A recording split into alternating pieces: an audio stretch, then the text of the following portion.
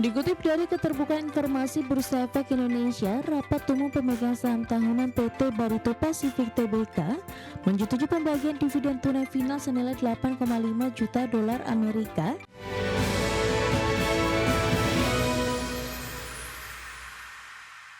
Pemirsa, setelah absen membagikan dividen selama 1 tahun, PT Barito Pacific Tbk atau BRPT akan menebar dividen tunai untuk laba bersih tahun buku 2025.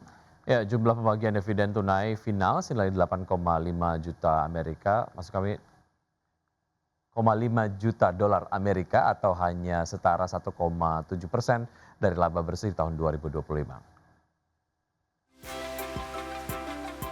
Dikutip dari Keterbukaan Informasi Bursa Efek Indonesia, rapat umum pemegang saham tahunan PT Barito Pacific Tbk menyetujui pembagian dividen tunai final senilai 8,5 juta dolar Amerika atau hanya setara 1,7% dari laba tahun berjalan yang diatribusikan ke pemilik entitas induk. Untuk tahun buku 2025 yang mencapai 489,81 juta dolar Amerika. Rapat juga menyetujui dana senilai 1 juta dolar Amerika atau sebesar 0,2% dari laba yang disisihkan sebagai dana cadangan. Manajemen Persada mengatakan sisa 480,3 juta dolar Amerika atau setara dengan 98,1% akan dicatat sebagai laba ditahan untuk membiayai kegiatan usaha perseroan dan entitas anak. Setelah absen membagikan dividen selama 1 tahun terakhir, Persero membagikan dividen di 2024 dari laba tahun buku 2023. Pada saat itu Persero menebar dividen sebesar 5 juta dolar Amerika atau setara dengan 19% dari laba bersih. Selain itu, RUPST menyetujui untuk memberikan kuasa dan wewenang penuh kepada Direksi Perseroan untuk menentukan jadwal dan tata cara pelaksanaan pembagian dividen tunai tersebut serta mengumumkannya sesuai dengan peraturan perundang-undangan yang berlaku. Diketahui di sepanjang tahun 2025 Persero berhasil membukukan laba bersih sebesar 489,81 juta dolar Amerika, meroket 767,3% dibandingkan capaian tahun buku 2024 senilai 56,48 juta dolar Amerika Serikat. Sementara pendapatan 2025 tercatat sebesar 7,63 miliar dolar Amerika atau melambung 219,7% year on year dibandingkan setahun sebelumnya di 2,39 juta dolar Amerika. Sektor petrokimia menjadi motor utama penyumbang pendapatan, melonjak 293,3% year on year menjadi 7,02 miliar rupiah, disusul segmen energi yang mencatat pendapatan 605 juta dolar Amerika. Berbagai sumber IDX Channel. Iran dan Amerika Serikat sepakat untuk melanjutkan perundingan damai di mana kedua pihak dilaporkan berencana bertemu pada hari Selasa 30 Juni 2026 di Qatar. Langkah ini diperkirakan dapat mengakhiri rangkaian serangan dan juga serangan balasan baru-baru ini yang mengancam akan menggagalkan perjanjian perdamaian sementara. Iran dan Amerika Serikat sepakat untuk melanjutkan pembicaraan mengenai perselisihan mereka atas Selat Hormuz menurut laporan Axios yang dilansir Reuters pada hari Minggu 28 Juni 2026. Langkah ini diperkirakan dapat mengakhiri serangan balasan yang mengancam akan menggagalkan perjanjian perdamaian sementara. Axios melaporkan kedua pihak berencana bertemu pada hari Selasa 30 Juni 2026 di Qatar. Kembalinya diplomasi akan menyusul beberapa hari serangan dan serangan balasan sejak proyektil Iran menghantam kapal kargo di Selat Hormuz pada hari Kamis dengan Amerika dan Iran saling menuduh melanggar gencatan senjata sementara yang disepakati pada 17 Juni. Iran meluncurkan rudal dan drone ke situs militer Amerika di Kuwait dan Bahrain pada Minggu pagi, tak lama setelah Presiden Donald Trump mengancam akan melenyapkan kepemimpinan Iran jika mereka tidak mematuhi perjanjian untuk mengakhiri perang.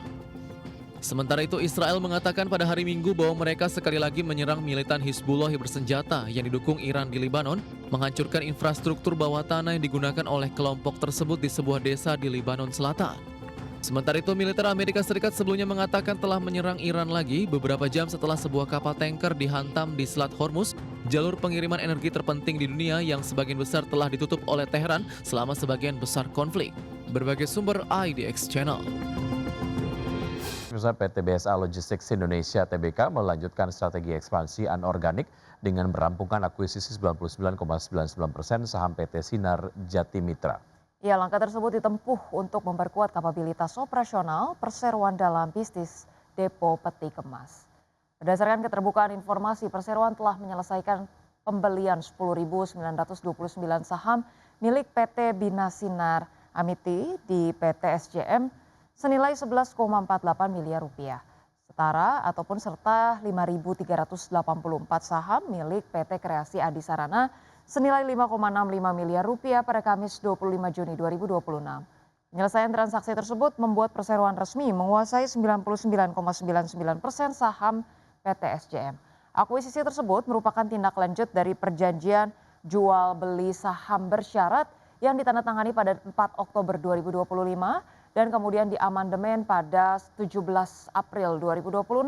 Direktur Utama PT BSA Logistics Indonesia Tbk Edwin Wibowo mengatakan aksi korporasi tersebut menjadi bagian dari strategi perusahaan untuk memperkuat operasional bisnis logistik. Melalui langkah tersebut, perseroan berharap dapat meningkatkan efisiensi operasional sekaligus memperkuat layanan logistik yang lebih terintegrasi. Emiten properti PT Ciputra Development Tbk atau CTRA memproyeksikan kinerja keuangan tahun ini yang menurun di tengah masih lesunya industri properti. Ya, meski demikian perseroan tetap optimistis mampu menjaga target penjualan melalui peluncuran proyek baru dan strategi diversifikasi. Emiten properti PT Ciputra Development Tbk atau CTRA memproyeksikan kinerja keuangan tahun ini menurun di tengah masih lesunya industri properti. Meski demikian, perseroan tetap optimistis mampu menjaga target penjualan melalui peluncuran proyek baru dan strategi diversifikasi. CTRA memproyeksikan pendapatan dan laba bersih tahun 2026 masing-masing turun 10% dibandingkan tahun lalu. Pada 2025, pendapatan perseroan tercatat sebesar 12,7 triliun rupiah dan laba bersih mencapai 2,7 triliun rupiah. Di sisi lain, target marketing sales tahun ini dipertahankan stagnan di level 9,5 triliun rupiah. Manajemen menilai kondisi ekonomi global dan domestik serta menurunnya daya beli masyarakat masih menjadi tantangan bagi sektor properti. Untuk mengejar target tersebut, CTRA mengandalkan peluncuran sejumlah proyek residensial baru seperti Citra Homes Halim di Jakarta dan Citra Bukit Golf Sentul di Bogor, serta sejumlah klaster dan apartemen baru pada semester kedua tahun ini. Perseroan juga membidik segmen menengah atas yang dinilai lebih tahan terhadap tekanan ekonomi serta memanfaatkan insentif PPN ditanggung pemerintah. Sementara itu, analis menilai pelemahan kinerja CTRA juga dipengaruhi penurunan IHSG dan kenaikan suku bunga yang menekan kinerja saham dan laba perseroan pada paruh pertama 2026. Berbagai sumber IDX Channel.